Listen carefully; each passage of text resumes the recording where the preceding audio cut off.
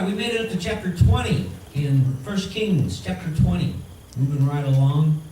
Of course, after we finish 1 Kings, we got 2 Kings to do, which is very exciting. Actually, I like 2 Kings a little bit better than this, but this is okay. Right now, the reason I say that is I don't really like King Ahab. I really don't like the man. You know. Okay. We'll go on. I'm not going to interrupt right now because I was thinking the same thing. Okay, chapter 20. We're going to start there. We finished chapter 19 last week. So chapter 20, verse 1, 32 kings send a message. And Ben-Hadad, the king of Syria, gathered all his hosts together, and there were 32 kings, and with him horses and chariots, and he went up and besieged Samaria and warred against it. And he sent messengers to Ahab, king of Israel, into the city, and said unto him, Thus saith Ben-Hadad, Thy silver and thy gold is mine, thy wives also, and thy children, even the goodliest are mine. And the king of Israel answered and said, My lord, O king, according to thy saying, I am thine and all that I have. The messengers came again and said, Thus speaketh Ben-Hadad, saying, Although I have sent thee unto thee, saying, Thou shalt deliver me thy silver and thy gold and thy wives and thy children, yet I will send my servants unto thee tomorrow about this time, and they shall search thine house and the houses of thy servants. And it shall be that whosoever is pleasant in thine eyes, they shall put in their hand and take it away. And the king of Israel called unto all the elders and said, Mark, I pray you, see how this man seeketh mischief. For he sent me unto me for my wives and for my children and for my silver and for my gold. I denied him not. And all the elders and all the people said unto him, Hearken not unto him, nor consent. We're going to stop there. Right. And as we go back, let's go back to verse 1 again and look at it. Ben-Hadad, his name means son of Hadad, which is a false god. Okay? So he's the son of a false god.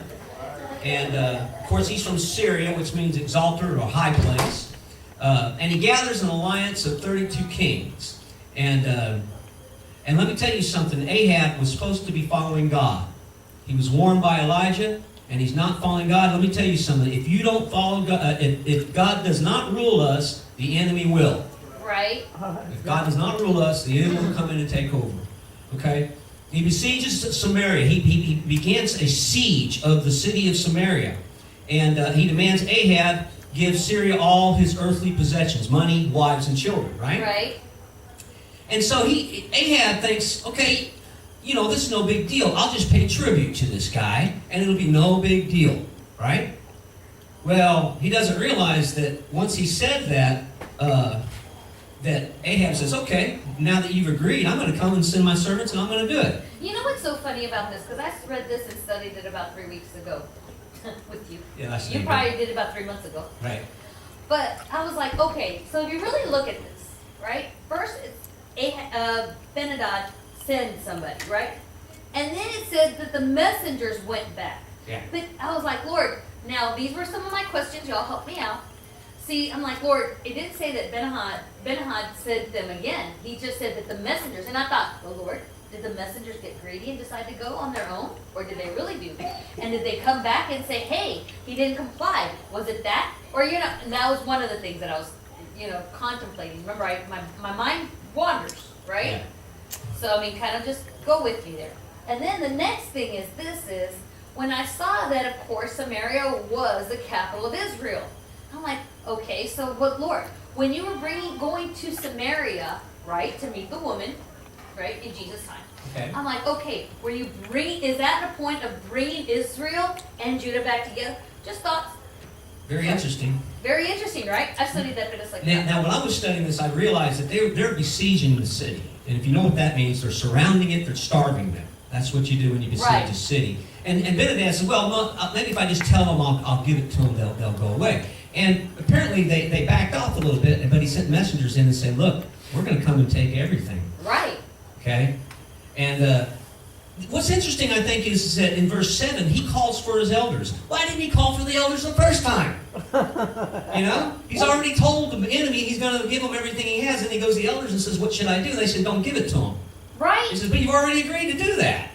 You know, I was looking at it. I know. And then he says in verse 7, he says, in King James it says, Mark, I pray you. And that word mark is yada.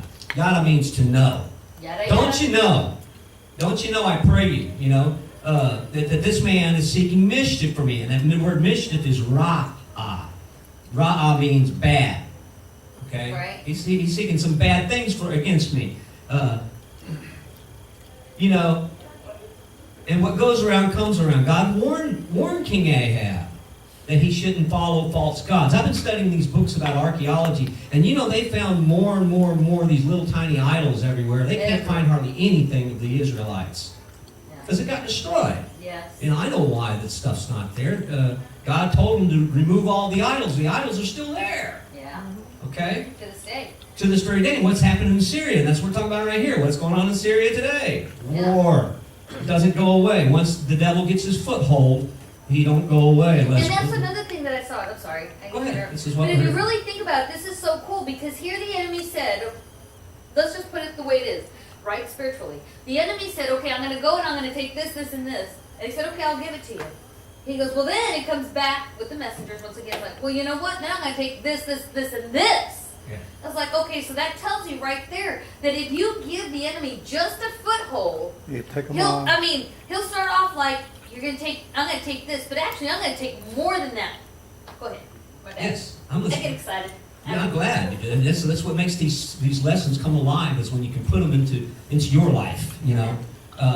The elders told him, hearken not unto him nor consent. In other words, quit listening to this guy and don't consent, because we're God's people. Right. You know, the elders are saying, wait, don't do that. Okay, but that's not the case. Okay, let's go to verse 9. Ready? Wherefore he said unto the messengers of Benhadad, Tell my lord the king, all that thou didst send for to thy servant at the first, I will do. But this thing I may not do. And the messenger departed and brought him word again. And Benhadad sent unto him and said, The gods do so unto me, and more also, if the dust of Samaria will suffice for handfuls for all the people that follow me. And the king of Israel answered and said, Tell him, let not him that girdeth on his harness boast himself as he that putteth off. And it came to pass when Benhadad heard this, the message, as he was drinking, he and the kings in the pavilions, that he said unto his servants, Set yourselves in array. And they set themselves in array against the city. Okay, so they're surrounded the city. Now they're going to attack the city. Okay, so let's go back and discuss that a little bit. Verse 9. Now, verse 9. Was this what the elders told him to do? No. It wasn't, was it? No. You got counsel and then you don't listen to it. You know, you get good counsel and then you don't listen to it. That's the story of people coming into church. They hear good counsel sometimes from the pulpit. Right. Sometimes, right? But what do they do when they walk out the door with it? You know, Ahab, first thing he does is cower down. He says, Right. and what was the first? He says the first and the second. The first, okay, he had already given them silver, gold, wives, and some children. You know what I'm saying? He'd already given them some, Right. and then they came back for all this stuff. That's what I'm saying. It's like you just give him a foothold and he takes your whole thing. And you know, it's almost like I think this is interesting how kings from the elder country, you know, from reading the Bible, how they talk to each other. It's almost like texting. You know what I mean? Hey, by the way, I need you to. Yeah, okay, look at this, you know. But Benhadad thrashes back, cursing himself. Did you notice that? Let the gods do so to me, and bragging that his armies follow him and they're greater than the dust. All the dust, like the dust in Samaria. He says, I have more armies than the dust that's here when we're coming in to attack you. And then Ahab comes back. He rebuts back with a proverb. Your version may say something different in verse 11. But I translated it, don't let one who puts his armor on boast like the one who's taking it off. Right? I saw that. Yeah. That's a proverb. You know, don't count your chickens Before they hatch. That's what he's saying. Right. Yeah. And I mean, in mine, it kicked me back to Psalms, and I can't remember, I didn't write it down. I don't have my notes with me, but it kicked me back to one of the Psalms. Don't let the one who puts his armor on boast like one who's taking it off. Right. I'd much rather take the armor off. In fact, that song, we have a song like that this morning we're going to do. Okay, now, they were in a pavilion. Now, this word pavilions, your version may say something different because the word is sukkah. And a sukkah is a tent. It's a tent pavilion, okay? So they're all sitting around in their tents, and I think I have a picture of them somewhere, them sitting around in their tents. All these generals are all sitting around drinking. Do you think that's good for an army? No. You know, prepare by drinking in tents. You know, and then they're hanging out in the tents, drinking themselves silly. They receive a word from Ahab, which makes them even angrier because they're drunk. Right? And then they say, "Okay, guys, let's go ahead and get our weapons, and we're going to go kill them." And I'm thinking about that. In today's standards, alcohol and firearms do not mix. Nope. Alcohol and swords definitely do not mix. No. You know what I'm saying? Yeah. Swords are closer. You know? So also let me share one scripture. This scripture I want y'all to look it up. Proverbs 31:6. And this is what I was thinking. A general tells his men after he gives them a bunch of alcohol before they go into battle. This is probably what they would tell him in Proverbs 31:6. If somebody finds that, just holler it out. Praise the Lord.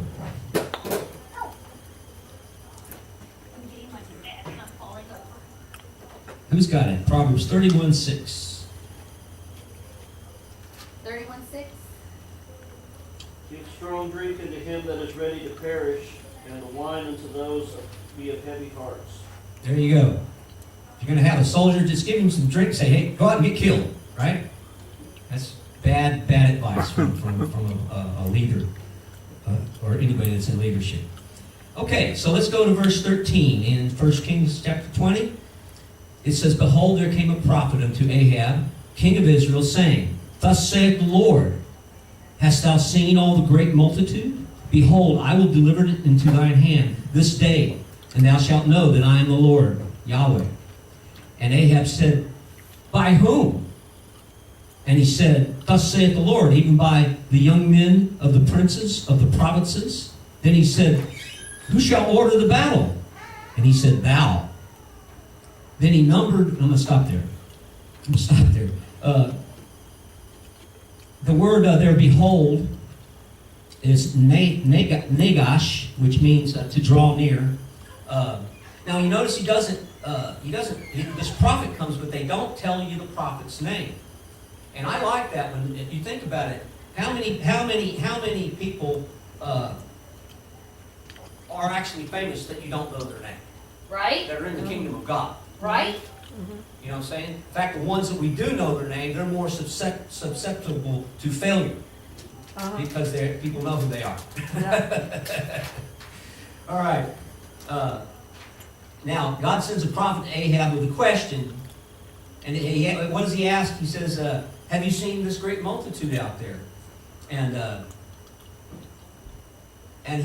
he answers in a prophecy. He says, well, who's going to deliver us from all this multitude? He says, well, your guys are. And he goes, well, who's going to lead them? And he says, you are. And, here's Ahab cowering down, giving him everything, and then all of a sudden a prophet comes in and says, you're going to have to stop this army, and you're going to be the one who does it. I know, and I thought to myself, I'm like, for him being the evilest king, God still had mercy. That's what I noticed. God still loved that man, and like I was saying, I'm studying archaeology, and these books are trying to disprove the Bible, and they almost do. Right. Because the evidence isn't there. Okay? But not having evidence doesn't mean that it didn't happen. Right. It means the evidence has been removed. Okay? I'm a skeptic, so I study it all. Right? Right. Of course, my Bible is my roadmap. And I know all these scientists and everything try to find things, but the more they look, I think the more they prove the Bible's true. I agree. So Ahab, he calls his princes, the word princes in Hebrew is sar, or generals or captains. Okay. And then in verse 15, Israel pursued Syria. Then he numbered the young men of the princes of the provinces, and they were 232. And after them he numbered all the people, even all the children of Israel, being 7,000.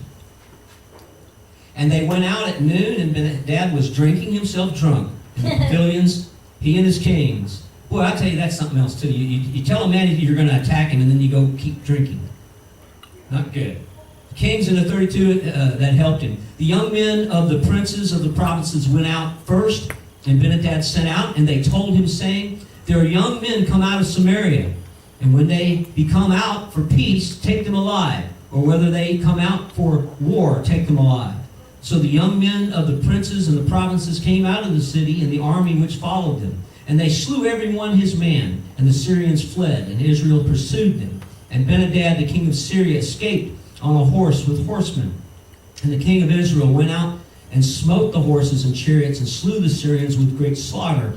And the prophet came to the king of Israel, and said unto him, go strengthen thyself, and mark, and see what thou doest. For at the return of the year the king of Syria will come up against thee.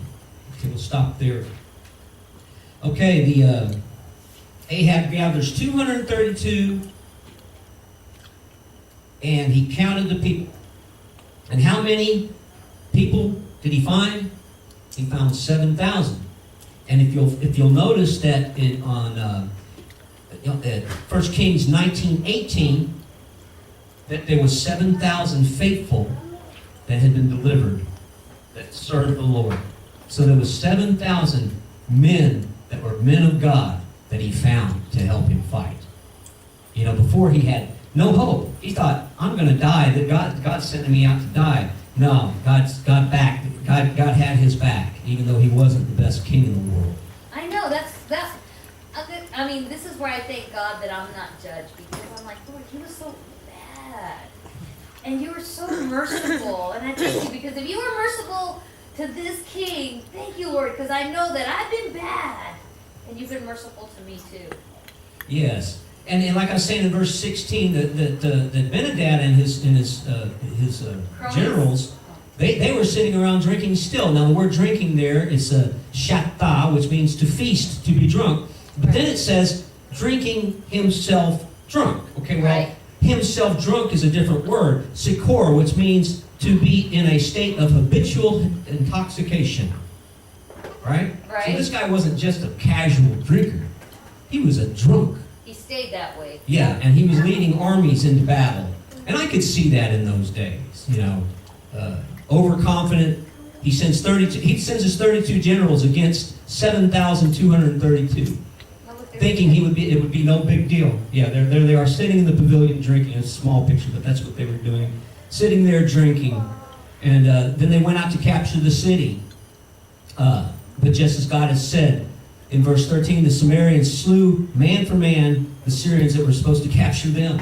You know? Yeah. And instead, all those men lost their lives that the Syrian kings sent out. And Ben-Hadad sees the battle not going so well. Right. And he runs away. And it says he runs away on a horse and horsemen. Well, this horse, if you looked it up, your version probably tells it a little better than the King James. Sus, which means a chariot horse. Okay? So he got on a chariot and ran away. And you know, a chariot has four men on it. You know that. So you had four men that fight while the chariot's going, and then the king was riding along in between the men. Okay, and as the battle is in the hands of Israel, God sends a prophet again and tells Ahab to strengthen himself. And he also uses that word again, mark, which is yada. He says, strengthen yourself. You better strengthen yourself because the guy's coming back. Okay? Don't think just because I delivered you this time that the devil's not still after you. That's something else that happens to Christians. They get saved, and all of a sudden they're attacked by the Satan. Yeah. Or they'll speak in tongues, and the devil will come against them, saying, "Well, that wasn't really God." Yeah. You know, stuff like that. That's the enemy attacking you. Amen. He comes at you. Once you have a victory, he's going to come back at you. Amen. It comes back at you. But you just need to stand up for the Lord and just keep on walking. Exactly. Okay. All right. Verse 20, let me see how far I can go. Okay, let me keep going. Verse 23, and the servants of the king of Syria said unto him, their gods are the gods of the hills. Right. Therefore they are stronger than we. But let us fight against them in the plain, and surely we shall we shall be stronger than they. Do this thing, take the king away, every man out of his place, put captains in their rooms, and number thee an army like the army that thou hast lost, horse for horse, chariot for chariot, and we will fight against them in the plain. Surely we shall be stronger than they. And he hearkened unto their voice and did so. And it came to pass at the return of the ear that Ben-hadad numbered the Syrians and went up to Aphek to fight against Israel.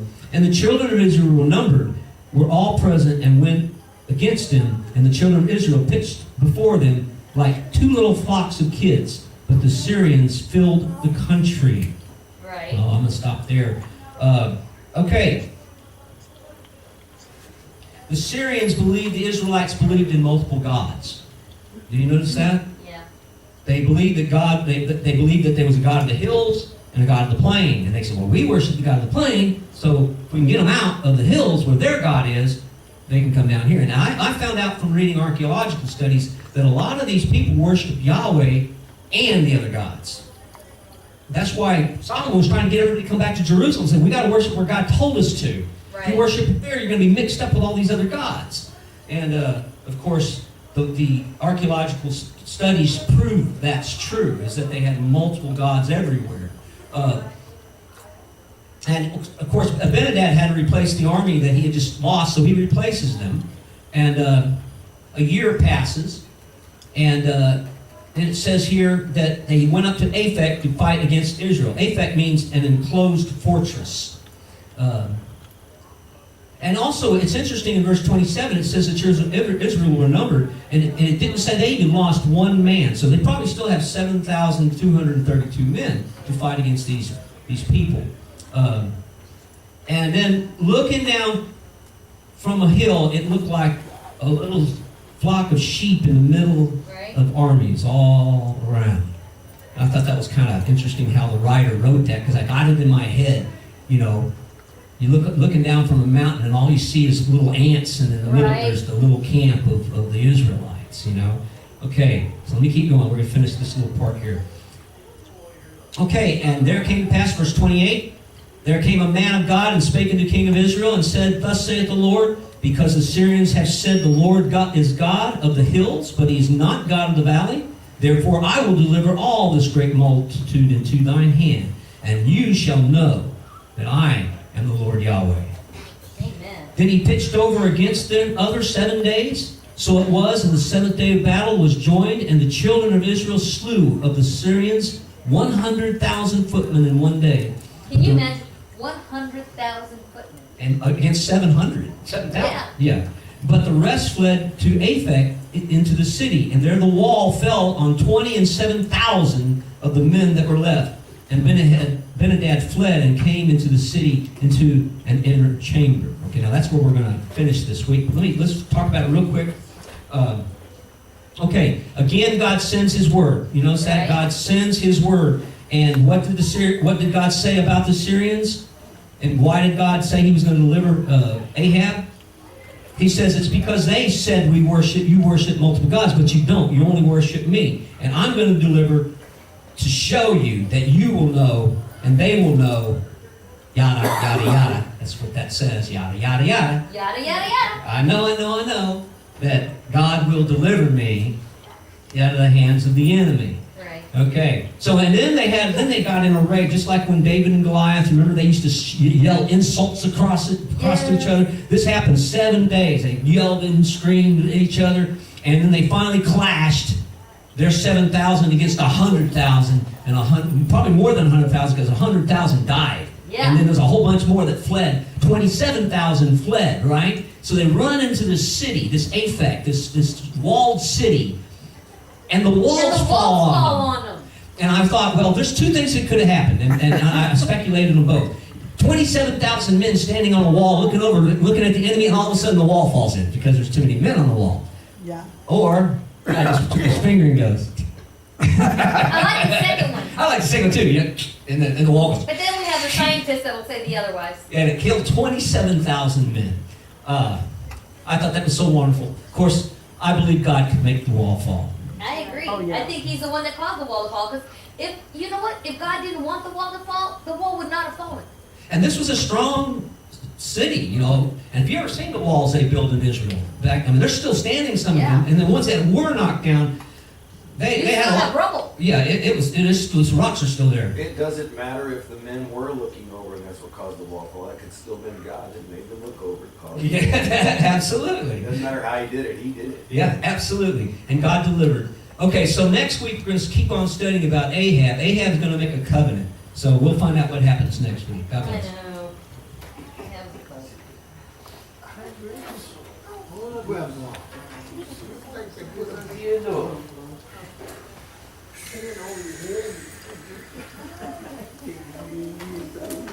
Boy.